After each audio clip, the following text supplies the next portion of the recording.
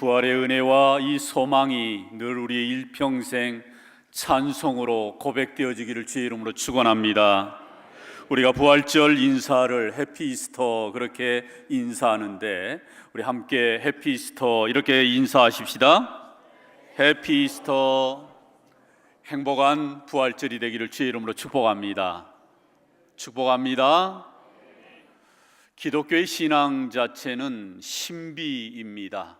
신비라고 하는 사전적인 의미는 우리가 어떤 일어난 일에 대해서 어떤 우리 이성적으로 또는 어떤 상식적으로 설명할 수 없는 그 어떤 신기하고 비밀스러운 것을 우리는 신비라 그렇게 말하지요.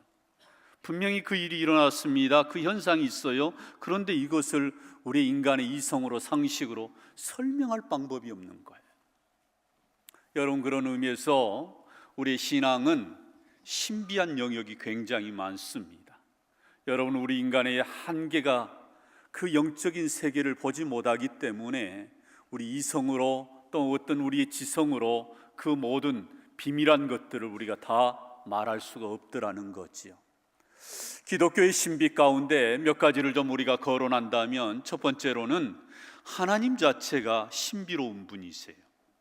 여러분, 우리 하나님은 스스로 계신 분, 어떤 누군가에 의해서 창조되어지거나 만들어진 존재가 아니라 하나님 존재 방식 자체가 스스로 그분은 계셔요. 그렇기 때문에 어떤 누구의 말에, 누구의 지시에 의해서 하나님이 움직이시는 분이 아니라 스스로 판단하시고 스스로 생각하시고 스스로 하나님은 활동하시는 분, 이분 자체가 참으로 신비로운 분이에요. 그분은 우리와는 전혀 질적으로 다른 영적인 존재이기 때문에 무소부재하시고 전지전능하셔서 어디에나 계시면서 동시적으로 어디에나 존재하시면서 또한 우리의 일거수일투족을 다 알고 계시고 우리의 생각을, 우리의 깊은 생각까지도 알고 계시는 신비로운 분, 그분이 바로 우리가 믿는 하나님이세요. 또 하나님께서 지으신 창조의 세계가 신비롭습니다. 여러분, 우리가 이 하나님이 지으신 이 자연의 세계 속에서 우리가 살아갑니다마는 자연의 하나하나를 보면 얼마나 신비하고 오묘로운지 몰라요. 여러분, 봄이 되면은 어김없이 죽은 듯한 그러한 나무 가지의 새싹이 돋아나고 연한 잎을 내고, 그리고 무성한 그런 이파리 속에서 꽃이 나오고, 그리고 나중에는 열매를 맺어가는 이 과정에 이 신비로운 자연의 생태계를 봐보세요. 얼마나 신비로운지 몰라요. 여러분, 이 모든 것을 우리가 다 형언할 수 없을 만큼 이 창조의 세계는 참으로 오묘합니다. 우리 하나님께서 태초에 천지를 창조하시니라 창세기 1장 1절의 말씀에 보면 이 자체가 사실 신비해요. 태초를 어느 시점을 태초라고 말할 수 있겠어요? 1920년, 30년 역사의 카운트를 해서 우리가 나름의 역사의 흐름에 연도는 카운트할 수 있어도 이 태초, 이 처음의 시작을 그 어느 누가 아는 자가 없어요. 또한 이 천지를 창조하신다고 했을 때 이 천지가 얼마나 광활합니까? 여러분, 이 드넓은 이 우주를 누가 다 알겠어요? 또 이 창조라고 하는 말은 너무나도 오묘한 단어입니다. 이 창조는 무에서 유를 창조하는 것, 어떤 재료를 사용하지 않고 우리 하나님이 말씀으로 창조하신 이 창조, 이 바라크, 이 창조는 신비 그 자체입니다. 여러분, 우리 사람들은 어떤 재료가 있어야 무엇을 만들어내잖아요. 그러나 하나님 어떤 재료를 사용하지 않고 말씀으로 빛이 있으라 하심에 빛이 있었고, 여러분, 이것을 누가 설명할 수 있겠어요? 인간의 지성으로 깨달을 수 있겠습니까? 참으로 오묘한 거예요. 뿐만 아닙니다. 우리 예수님이 이 땅에 성육신으로 오신 이 자체도 신비해요. 만왕의 왕으로 이 땅에 낮고 천한 인간으로 이 땅에 오시는 그 자체가 파격적인 행보이면서 이것 또한 우리 인간의 상식으로, 언어로 다 말할 수 없는 신비한 영역이지. 아담의 원죄에서 벗어나 있는, 아담의 원죄의 영향을 전혀 받지 않고 성령으로 잉태되는 이 사건 자체가 신비스러운 거예요. 그러면서 우리 예수님은 우리를 다스리고 통치하고 지배하기 위해서 오신 것이 아니라 오히려 섬기고 도리어 당신의 목숨을 저 십자가에 내어주시는 그 길을 선택하시는 그 자체가 바로 신비입니다. 우리 인간의 이성으로 우리가 다 깨달을 수가 없고 다 그것을 헤아려 알기란 불가능한 거예요. 마지막으로 또 하나의 신비가 있다면 그것은 바로 우리 예수님의 부활이지요. 부활처럼 신비스러운 사건이 없어요. 여러분, 이 부활은 더군다나 우리 눈에 보여지지 않는 죽음 이후에 일어나는 영적인 세계이기 때문에 우리 인간의 이성으로 지성으로 깨달아서 이렇게 저렇게 말할 수 있는 그러한 영역의 것이 사실은 아닙니다. 신비한 영역이에요. 그런데 이 신비한 부활의 세계임에도 불구하고 영적인 세계, 우리 눈으로는 보이지도 않고 우리 손으로는 잡혀지지 않는 이 영적인 세계에도 불구하고 우리 예수님께서 부활하신 이 사건을 가지고 가장 부활을 잘 소개해주는 그러한 내용의 책이 있다면 그게 바로 고린도전서 15장의 말씀이지요. 여러분, 이 고린도전서 15장은 흔히 부활장이라고 말합니다. 부활에 대해서 아주 쉽게, 알아듣기 쉽게, 명약관하게 정말 우리에게 잘 정리해 준 그러한 부활의 내용의 교리가 바로 이 고린도전서 15장의 말씀이에요.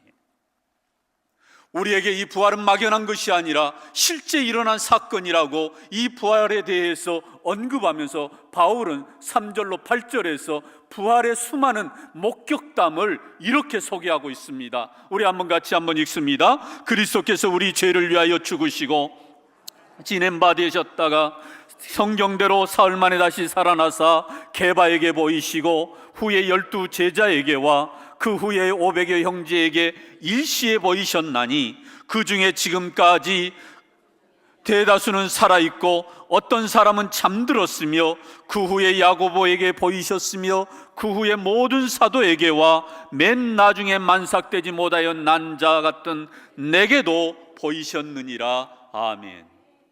여러분, 이 성경의 구절이 무슨 의미입니까? 예수님의 부활은 어떤 누군가가 지어낸 허구가 아니라는 얘기입니다. 어떤 누가 그랬더라 하는 그런 전설처럼 내려오는 신화가 아니라는 얘기예요. 실제 이 부활하신 주님을 수많은 사람들이 만났다는 거예요. 시몬 베드로가 게바가 만났고 12 제자가 만났고 그리고 이곳에 모여있는 수보다도 더 많은 500여 형제가 일시에 동시적으로 부활하신 주님을 보았다는 거예요. 또 모든 사도들이 보았고 지금도 그 부활하신 주님을 보았던 사람들은 살아있고 심지어는 야고보에게도 보여주시고 그리고 제일 나중에 사도로 세움받았던 만삭되지 못한 자 같은 내게도 뭐 하셨느니라? 보이셨느니라. 여러분, 부활하신 주님은 직접적으로 수많은 사람들을 만나신 거예요. 그리고 그들의 인생에게 찾아가서 부활하신 주님을 보여주셨던 거지요. 그러므로 이 부활의 사건은 허구가 아니고 신화가 아니고 팩트라는 겁니다. 실제 일어난 사건이고 바울 자기 자신도 나도 부활하신 주님으로 인하여 내 인생이 송두리째 변화가 되어서 내 인생의 방향이 달라지고 내가 붙잡아야 될 것이 달라지고 내 인생의 가치관과 세계관이 달라지게 되었던 것, 이것이 바로 부활하신 주님을 만나고 나서 내 인생이 이렇게 변화되었노라고 이 고린도전서 15장에서 그렇게 부활을 증거하고 있어요. 뿐만 아닙니다. 바울은 이 부활을 증거할 때 이 부활은 또한 하나님의 창조의 질서임을 16절에서 18절에 이렇게 고백합니다. 우리 한번 같이 봉독합니다. 만일 죽은 자가 다시 살아나는 일이 없으면 그리스도도 다시 살아나신 일이 없었을 터이요 그리스도께서 다시 살아나신 일이 없으면 너희의 믿음도 헛되고 너희가 여전히 죄 가운데 있을 것이요 또한 그리스도 안에서 잠자는 자도 망하였으리니. 여기에 이 구절의 말씀에서 굉장히 중요한 내용이 뭐예요? 만일 죽은 자가 다시 살아나는 일이 없으면, 앞에 화면에 분명하게 나와 있어요. 만일 우리가 죽은 자 가운데서 다시 살아나는 일이 없으면 이게 뭐예요? 이미 하나님은 창조의 질서로 부활을 이와 같이 정해놓으셨다는 거예요. 우리의 창조 세계를 봐보세요. 봄, 여름, 가을, 겨울 이 추나 추동은 정확하게 하나님이 정해놓은 타이머에 의해서 이 계절의 변화가 일어납니다. 이 계절과 함께 수많은 자연들은 여기에 정확하게 반응하고 살아갑니다. 이게 하나님이 정해놓으신 창조의 질서예요. 만약에 어느 하나가 하나님이 정해놓은 이 창조의 질서에서 순서가 어긋난다면 이 지구는, 이 우주는 대혼란이 일어나는 것입니다. 만약에 이 지구가 태양을 중심으로 1년에 한 바퀴씩 공전하는데 이 공전의 주기가 이것이 바뀌어버리거나 궤도를 이탈해버린다면 이것처럼 큰 지구의 재앙은 없을 거예요. 일정하게 하나님이 정해놓은 질서대로 이 자연은 지금 돌아가고 있어요. 그런데 눈에 보여지는 것만이 창조의 질서가 아니라 죽음 이후로도 다시금 우리가 부활하는 이 세계도 하나님이 정해놓으신 창조의 질서라는 거예요. 그래서 우리 주님은 말씀합니다. 다시 한번 16절에 보니까 만일 죽은 자가 다시 살아나는 일이 없으면 누구도 못 살았어요? 그리스도도 다시 살지 못하였다. 여러분, 이것이 바로 부활의 세계의 하나님의 창조의 작품인 거지요. 뿐만 아닙니다.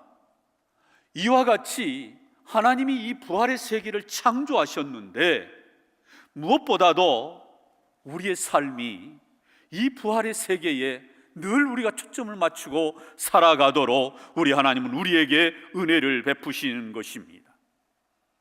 여러분, 특별히 우리 예수님의 생애를 우리가 이렇게 되돌아보면 우리 예수님이 공생의 3년 동안 특별한 일을 하신 게 있어요. 그게 바로 죽은 자를 살리신 사건이죠. 여러분, 누가 살아났습니까? 죽은 자 가운데 살아난 사람 생각나는 사람? 나사로, 또 나인성 과부의 아들, 또 야이로의 딸. 우리 예수님이 공생애 때 죽은 사람 살린 사람이 세 사람이 등장해요. 여러분, 이 사람들의 살아난 것은 부활일까요? 여러분, 우리가 여기에서 부활과 소생이라는 단어를 우리는 구분해서 써야 됩니다.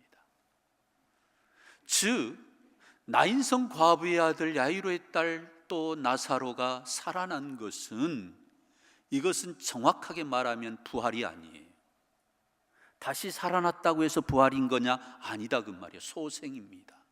또는 일반적으로 불교에서 말하는 회생이라고 그러는데 이건 좀 문제가 있어요. 여러분, 다시 살 수 있어요. 식물인간으로 죽어서 사형 선고를 받은 사람도 거의 숨만 까딱까딱 하는데 의식이 돌아오고 회복이 되는 경우가 있어요. 여러분, 어쨌든 나사로 같은 경우는 아예 죽었습니다. 근데 살아난 거예요. 이것은 우리 주님만이 행하실 수 있는 능력이고 이적이지 이게 일반화되어져 있는 사건은 아니에요. 여러분, 생각해 보세요. 이미 장사를 지내서 이 모든 수의를 입히고 배로 이 모든 몸을 다 동여맸는데 죽은 나사로가 그 모든 것을 풀고 걸어 나오는 거예요. 여러분, 이것은 특별한 사건이지 이것 자체가 무슨 부활은 아닌 거예요. 왜냐하면 이들은 다시금 몇 년 후에 또 몇십 년 후에 다시 죽은 겁니다. 그래서 부활이 아닌 거예요. 부활은 한 번 죽으면 다시 죽지 아니하는 것, 이것이 부활이라는 거죠. 그래서 정확하게 말하면 부활이라는 말은 변화입니다. 변화. 그래서 오늘 본문에서 51절에서 정확하게 부활은 변화라고 하는 것을 이렇게 소개하고 있어요. 우리 한번 같이 봉독합니다.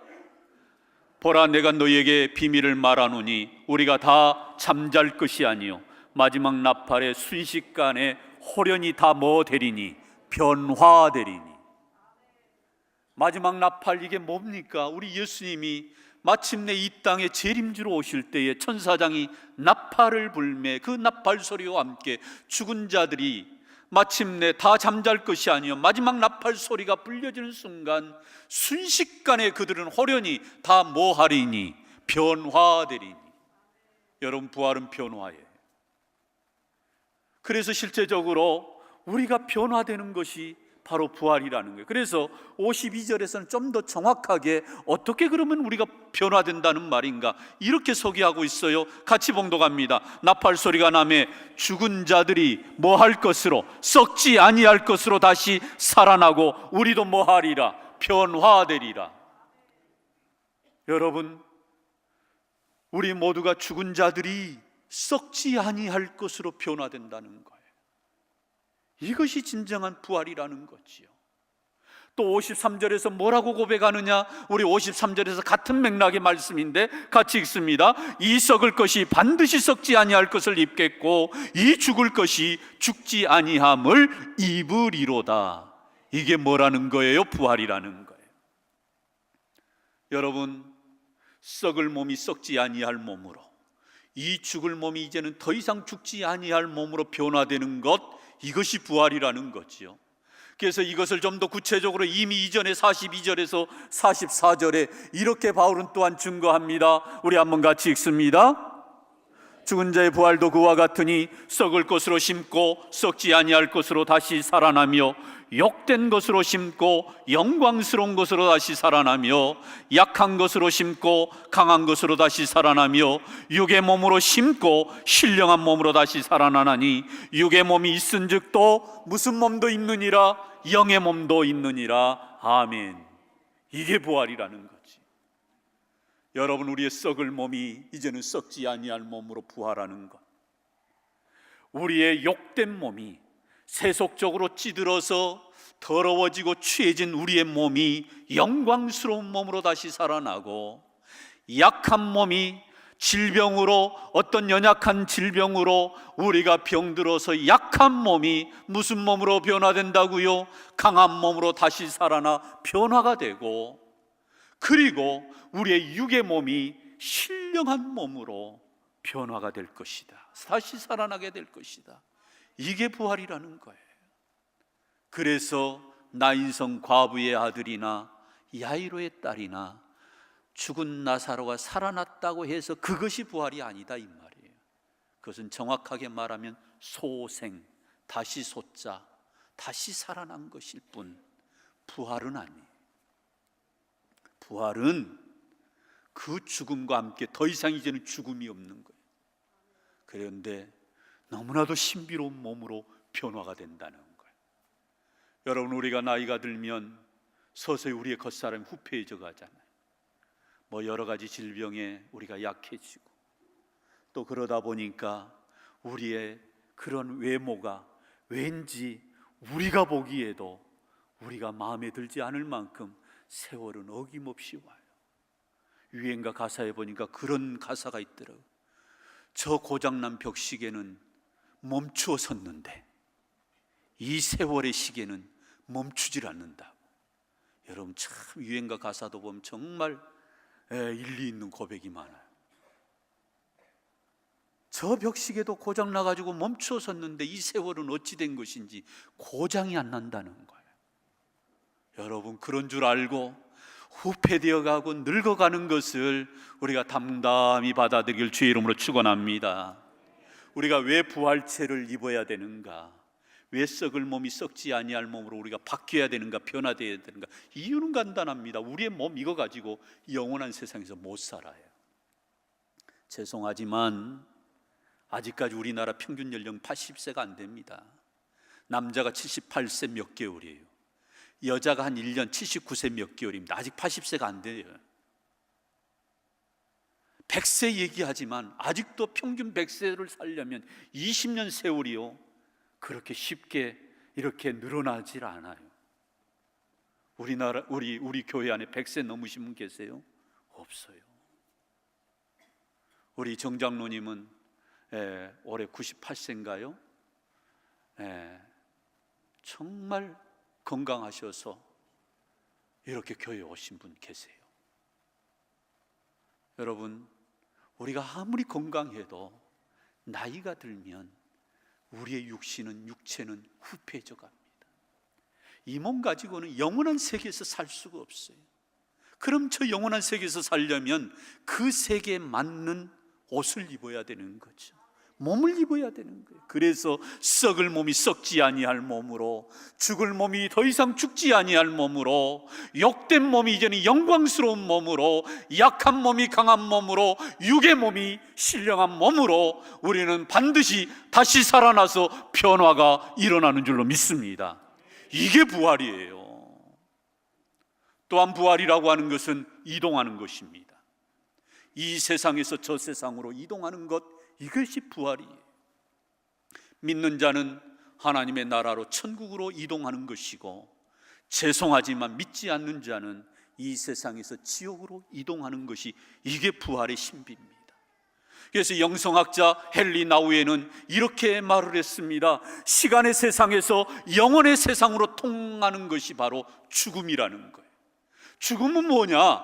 이 죽음은 그냥 인생의 끝이 아니라 하나의 통과하는 관례적인 통로라는 거예요. 시간의 세상에 있어 이제는 시간의 카운트가 없는 영원한 세상으로 넘어가는 것, 하나의 분기점이 어디냐? 죽음이라는 거예요. 여러분, 그렇습니다. 그래서 이 죽음은 이동하는 거예요. 우리는 이제는 모두 다 죽어서 부활해서, 저와 우리 모든 성도들은, 심지어 우리의 가족들, 우리 자자손손들은 다 하나님의 나라로 이동할 수 있기를 주의 이름으로 축원합니다.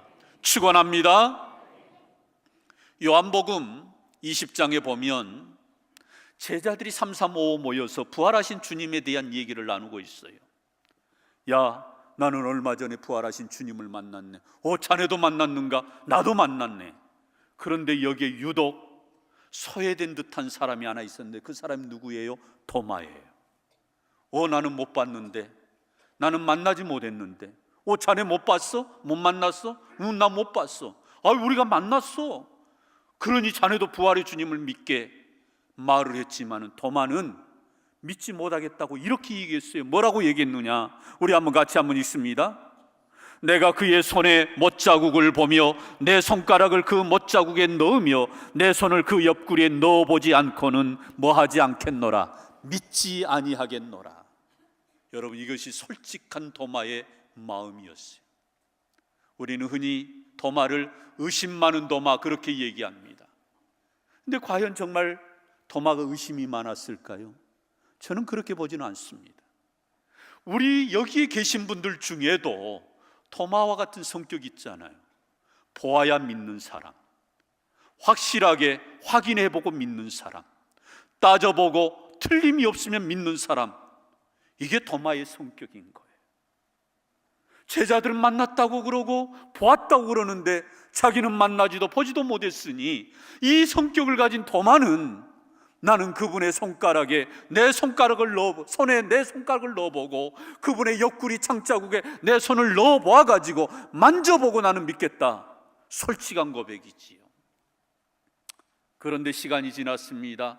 8일째가 되던 날에 갑자기 제자들이 모여있는 그 방 안에 부활하신 주님이 문을 열어주지도 않았는데 부활하신 몸이 훅 들어오신 것입니다. 신비한 부분이죠. 그리고 도마에게 8일 전에 제자들과 나눴던 그 대화를 그대로 우리 예수님이 도마에게 질문합니다. 도마야, 나를 한번 만져보아라. 여러분, 도마는 분명히 내가 그분의 손에 내 손가락을 넣어보고 그분의 옆구리의 창자국에 내 손을 넣어봐서 내가 그래서 믿겠다라고 했는데, 그때 당시 제자들에게 했던 그 말을 우리 주님은 거기에 계시지 않았는데 이미 듣고 알고 계신 거죠. 그리고 도마에게 너 한번 만져보아라, 그렇게 말씀하신 거예요. 이때 도마가 어떻게 했어요? 만져보았습니까? 만져볼 필요가 없는 거지요. 보는 순간 부활하신 주님을 그 자리에서 만난 거예요. 그래서 우리 주님이 도마에게 뭐라고 말씀했어요? 29절을 같이 한번 읽습니다. 시작. 예수께서 이르시되 너는 나를 본고로 믿느냐? 보지 못하고 믿는 자들은 뭐하도다? 복되도다. 할렐루야. 도마야, 너 나 만져보고 믿니? 그 말씀이 아니고 너 나 본고로 믿느냐? 도마는 보고 믿었어요. 그러나 더 중요한 것은 이후로는 보지 않고 믿는 자들이 뭐하도다? 복되도다예요. 사랑하는 성도 여러분, 이것이 신비한 거지요. 사도 바울은 자기가 부활하신 주님을 만나고 나서 자기 인생이 송두리째 변화됐잖아요. 그리고 돌이켜보니까 그 부활의 주님으로 인해서 자기 인생이 바뀌어지게 되는 그 삶 속에서 나의 나됨이 하나님의 은혜라고 10절에서 이렇게 고백합니다. 그가 고백한 내용의 고백을 우리의 신앙의 고백으로 우리 함께 봉독합니다. 내가 나 된 것은 하나님의 은혜로 된 것이니 오직 나와 함께 하신 하나님의 은혜로다. 아멘. 가만히 보니까 내가 부활하신 주님을 만났고 그분을 믿었고 그분을 증거하는 것을 보니 나는 하나님의 은혜를 입었다는 거예요. 사랑하는 성도 여러분, 부활이 믿어지십니까? 그러면 우리는 복된 자인 줄로 믿습니다. 우리도 주님처럼 부활할 것을 믿습니까? 그러면 우리는 복된 자인 줄로 믿습니다. 이게 은혜라는 거예요. 여러분, 어떻게 보지 않았는데 그것이 믿어집니까? 믿어지는 그 자체가 신비이고 그것이 바로 하나님의 은혜인 것을 저와 우리 모두는 믿고 고백하기를 주의 이름으로 축원합니다.